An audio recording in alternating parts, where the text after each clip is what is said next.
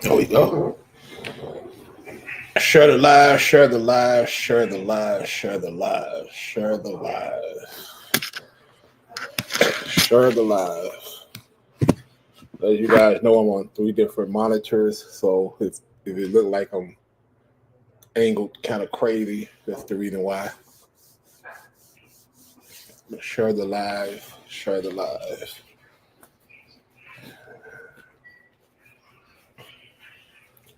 And this is going to be a short live this morning. It's going to be short. Please share it. Um,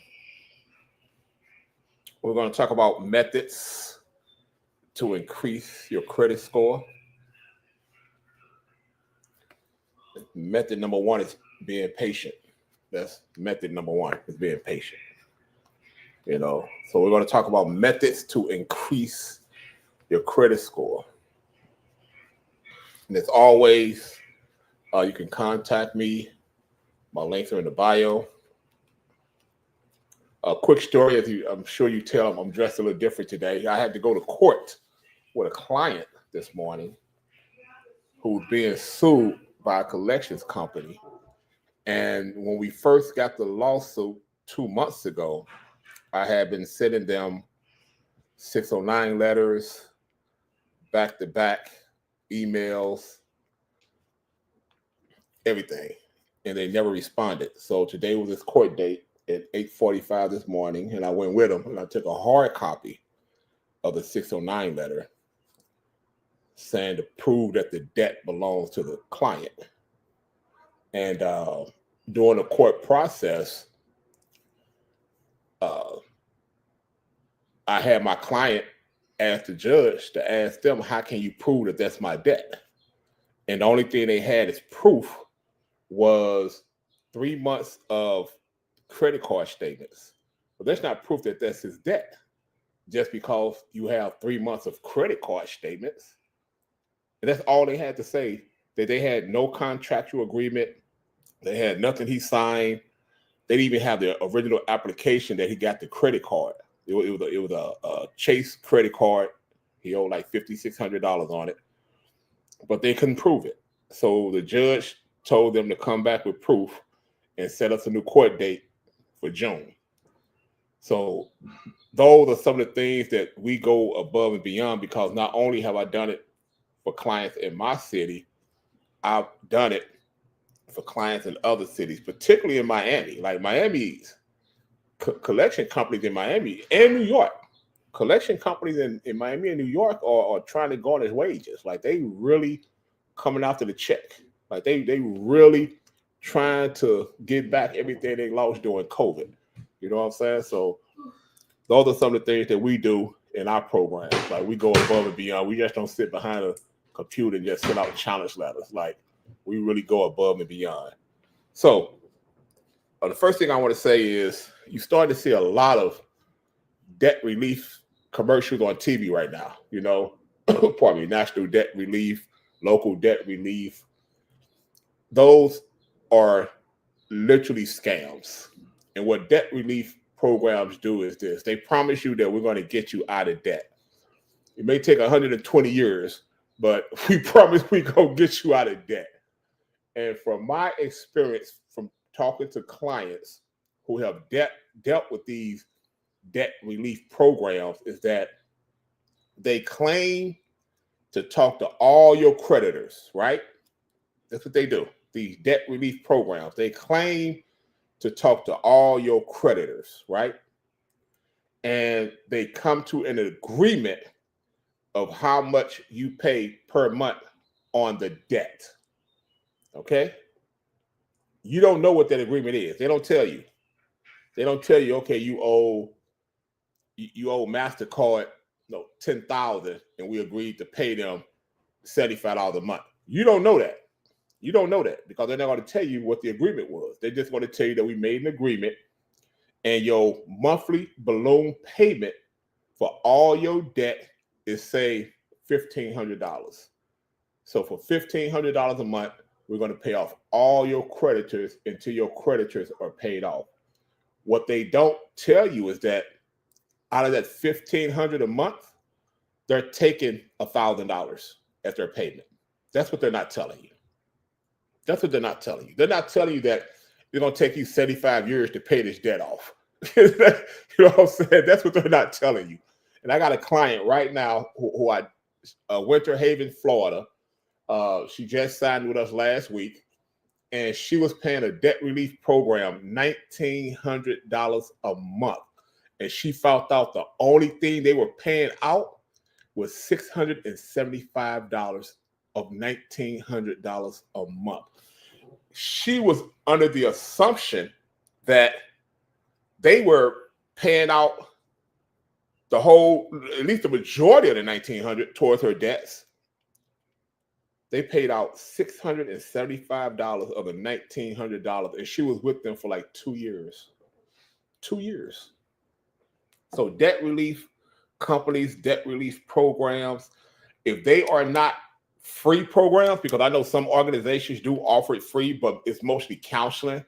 It's mostly you sit down with them one-on-one, they give you a bunch of pamphlets and booklets and say, okay, go study this and do this, things like that, show you different methods.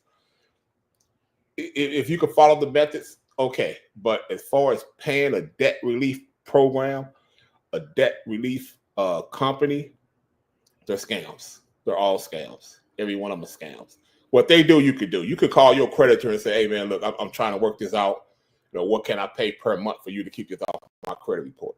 You can do the exact same thing they're doing. And in some cases, it still go on your credit report. I've seen that.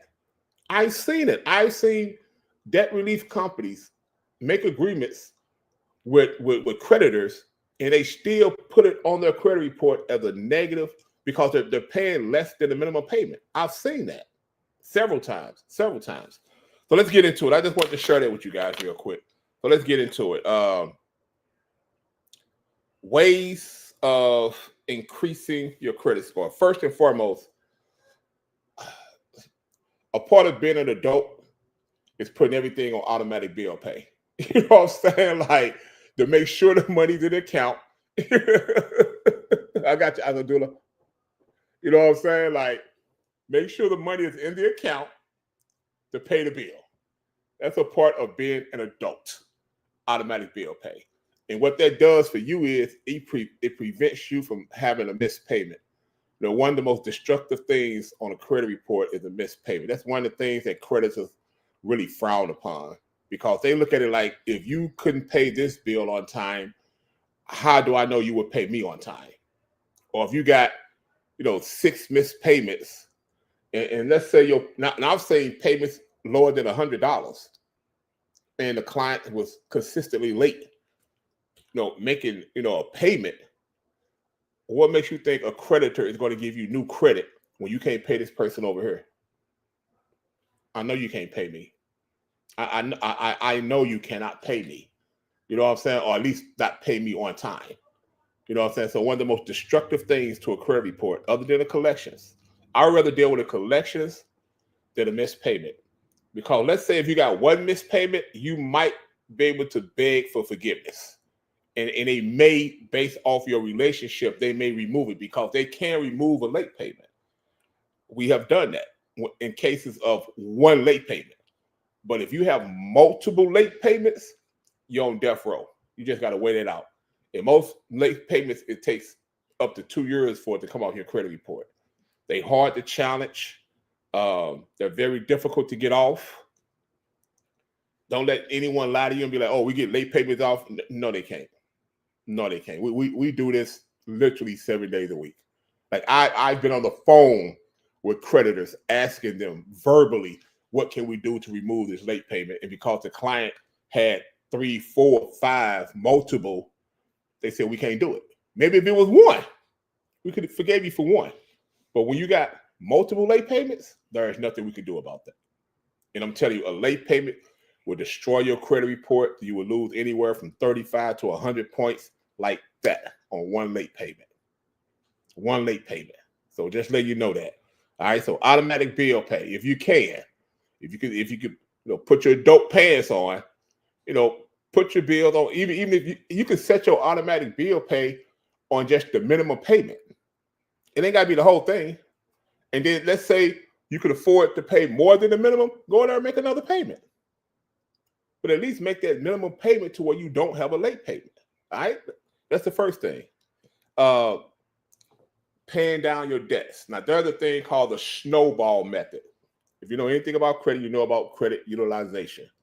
The less credit you use, the higher your score goes. All right? I know it sounds crazy, but again, it's science when it comes to credit. If you don't have to use it, abuse it. Honestly. You know what I'm saying? If you don't have a purpose for your credit right now, you just want to brag on your score, but you got to have a purpose. You know what I'm saying? You have to have a purpose. You got to have a strategy when it comes to credit. Like, why are you trying to build your credit? What are you trying to do? Most people say, well, I'm trying to buy a house or I'm trying to buy a car, which those are liabilities. You know what I'm saying? If you're going to buy a property, purchase property, get a multi-unit. You know what I'm saying? Buying a house is a liability. It's a huge liability. It is not building generational wealth. You're building generational debt. The average mortgage is 25 to 30 years. You're not even guaranteed to live that long. But at least if you get a multi-unit property, put it in the LLC, you have children, grandchildren, whoever you could will it to, guess what? Your insurance policy pays that property off, and now they have it free and clear. That's generational wealth. That's generational wealth. Insurance is generational wealth. Purchasing businesses, already existing businesses, that's generational wealth. Creating businesses is generational wealth. Buying a house is not generational wealth. That's debt, big debt. So one of the methods that I've used personally when I was getting myself out of debt is called the snowball method. And basically what you do is you list all your debt, particularly with credit cards and loans, from the smallest to the largest, and you pay the minimum on the largest while allocating most of your funds to paying off the smallest. I'm going to say it again. It's the snowball method. And with the snowball method, what you're going to do is list all your credit cards, loans, any debt from the smallest to the largest. You're going to pay the minimum on the largest while allocating most of your funds to pay off the smallest. And as you pay them off, you go to the next one. I've done it. It works. It absolutely works. I'm telling you. Another way to increase your credit score. If your credit is in the 4, 5, or 6s, chances are you won't get approved for any credit cards. Not right now. Not in this economy. Right now, you got to have like maybe 670, 680 and above just to get approved for a credit card, loan, anything like that. I see people on TikTok. I see people on TikTok. Oh, if you got a 480 credit score, I can get you approved for a loan. No, they can't. What happens is, and the reason why they say that is because they want you to apply because they get a commission based off your application. So just by you applying, because they know anyone with a 480 credit score isn't getting approved for a carnival ride. Like you're not getting approved for nothing with a 480 credit score. All right. You're not getting approved for nothing with a 580 credit score. But these scammers know that if I could just get you to put an application in, they get a commission just based off the application. Whether you're approved or not, it don't matter. They made 10, 15, 20 bucks just off your application. So that's why you see them saying, oh, if you got a 480 credit score, I can get you approved for up to $5,000.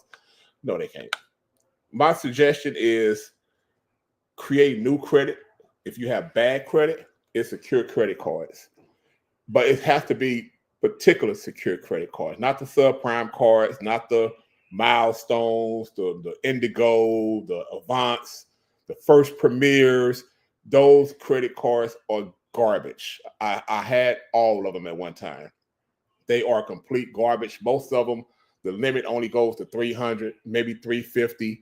They charge you $98 a year or $99 a year just to have the credit card.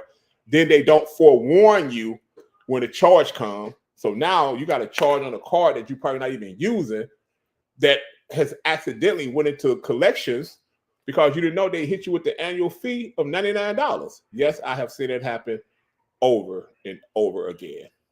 Over and over again. But there are certain secure credit cards that I can suggest to you hit me the DMs. I'll send you the list. You know what I'm saying? And they're very good secure credit cards. They report to 2 or 3 bureaus. And what I like about them is that over time, they unsecure and they become regular credit cards. And every 91 days, you can ask for a credit line increase. You know what I mean? So you say you get a secure card, $300. After 91 days of doing the right thing, they unsecure it. It's no longer a secure credit card. They unsecure the card. They return your $300 back to you, and they may give you like $1,000 credit limit. You know what I'm saying? That's your reward for doing the right thing. And then after that, every 91 days, ask for a credit line increase. So that $1,000 card can go from $1,000 to $10,000 based off your activity if you're doing the right thing. All right. I only suggest authorized users if you're getting ready to make a play for something. Like say if you're this is what's tricky about authorized users. And this is what people don't tell you about authorized users. The creditors can see it. They can see that you are an authorized user on somebody's card and that this card is not yours. So let's say I have a $25,000 credit card and a $15,000 credit card, and my daughter is trying to purchase a car, and her credit is good enough to get the car, but a few more points, there'll be less interest rate, less down payment, or maybe no down payment, right? It's all about a strategy. So I'll put my daughter on my 2 credit cards. My $25,000 credit card, I only use $1,500 of it. My $15,000 credit card, I only use $700. So she gets all that positivity off my credit cards is going to her credit to boost her score. Okay. Now let's say if my $25,000 credit card, I owe $15,000. On my $15,000 credit card, I owe $10,000. That will actually decrease her score. See, it's all strategy, man. Like, if you ever want to use an authorized user, that authorized user has to be using less than 10% of the credit on the credit card. It has to be less than, in order for it to help you out. I'm on live. In order for it to help you out, it has to be less than 10%. Has to be less than 10% in order for you to get the full benefit of it. That's the only way an authorized user will work for you. Other than that, don't use the authorized user until you're getting ready to make a play on something. You know what I mean? Like when you get ready to try to purchase something, to make a move, and then do some research, make a phone call, tell them, hey man, I got an authorized user, because some creditors will disclaim the authorized user. They will literally disclaim the authorized user. They will calculate your credit score without the AU, without the authorized user. So it gets tricky. You know what I'm saying? I know auto lots, most auto lots would accept authorized users. Most apartments would accept authorized users. But when it comes to like home ownership, trying to purchase a home, or even certain products, you know what I'm saying? They would totally calculate your credit score without the AU on there. They would absolutely do that. All right. Another way to increase your credit score, stop applying for things, man. Stop applying for things. If you apply for something and get denied, just know your credit bad. You don't have to keep applying. Don't go through the Walmart line and the lady say, hey, if you apply for a Walmart card, you get 15% off. If you apply for the card, you know what I'm saying? You apply for the card thinking you're going to get it, and then you get denied. Now you got an inquiry. An inquiry will decrease your credit score. I've had clients with 70 inquiries because they was reaching. They was applying for everything. Baby, I'm on live. You know what I'm saying? So it's hey guys, I'll get back with you.